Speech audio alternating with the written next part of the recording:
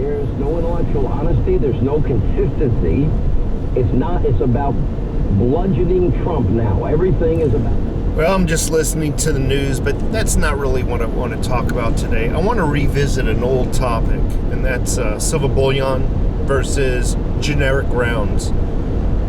And there's a lot of questions that keep coming up about that. What is the difference? Which I explained in a past video, but I'm going to revisit this. Bullion versus generic rounds, why you would want to purchase or stack one over the other, or why you want to purchase both. For me, I purchase both and I stack both. Bullion. Now you ask 10 people, you're going to get 10 answers, because everybody wants to be right and nobody cares to be correct. But bullion is normally minted by a sovereign nation. For example, American Silver Eagle, minted by the United States. Canadian Maple Leaf. Need I say more? But then you have a lot of generic rounds. Now, I always say, stack what is most recognizable. But I also go off that rule book a little bit sometimes. Because for me, generic rounds are like, how do I say, artwork. Different artworks by different people, different companies and whatnot. You have the Privateer series. You have the Queen's Beast series. I can go on and on and on and on about generic rounds. So why would I purchase, and I do, I purchase more Silver Eagles and Canadian Maple Leafs, bullion, than I do generic rounds. Why do I do that? Well, for me, they're more recognizable when I go to sell them. There could be a piece of artwork created, generic round, that's created today. I buy it, go to sell it in a week, and nobody knows what it is. There's question of its authenticity, real silver. There's all kinds of questions when a person does not recognize a coin. Because let's face it, not all the time will you be selling it to a professional coin dealer. Especially when shit hits the fan. Think about it. When shit hits the fan, people are going to go after what is most recognizable. They're not going to trust buying something that they've never seen before and take your word, hey, it's real silver, and they've never seen this piece of artwork. Oh, 3 dogs. Oh, okay, a doghouse on the other side. They don't know. So I would say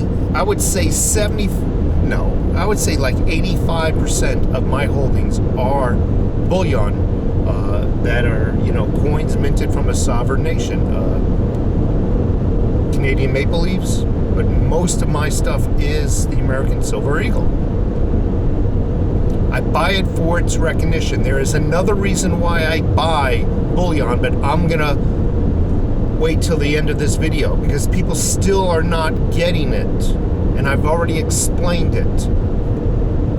I do stack rounds also, generic rounds, generic coins, whatever you want to call it. Again, you ask 10 people, they're going to have different terminology and claim that your terminology is wrong. But we both know what we're talking about.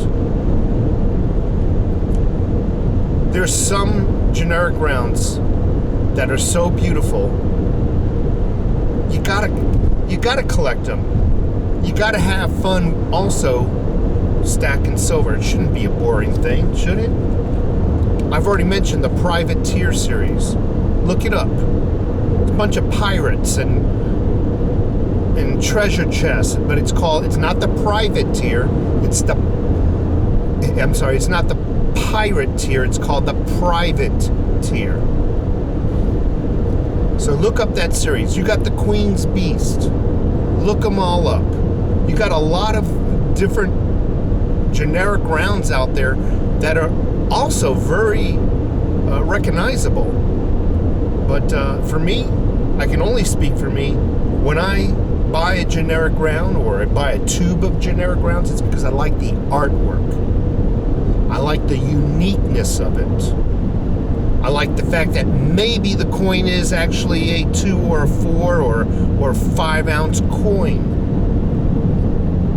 And it breaks the monotony up of stacking silver. Let's face it, stacking Maple Leafs and American Silver Eagles solely is just freaking outright boring. It truly is. But that is the bulk of my stack. Again, I know I'm repeating myself. Again, if I was a new stacker, I would start off with Bullion. But do not be steered away from generic Silver Eagles if you like them. I said that wrong. Not generic Silver Eagles. Do not be dissuaded, do not be put off by generic coins. Generic rounds.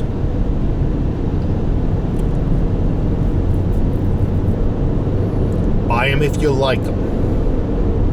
I got a little distracted because that lady behind me was walking in the middle of traffic. Meth kills.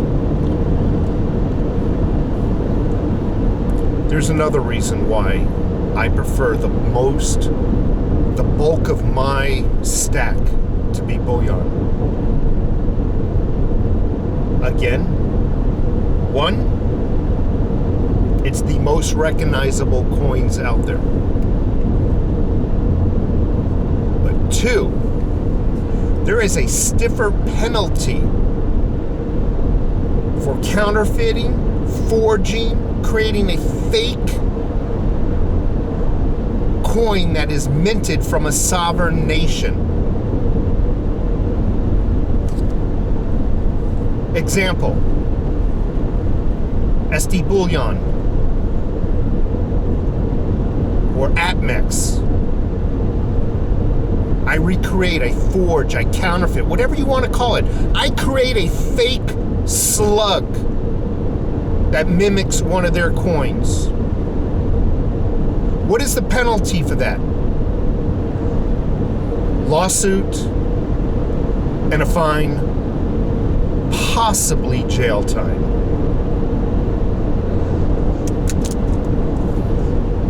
What is the penalty for doing that for something the United States government minted? Oh, 100% you're going to prison.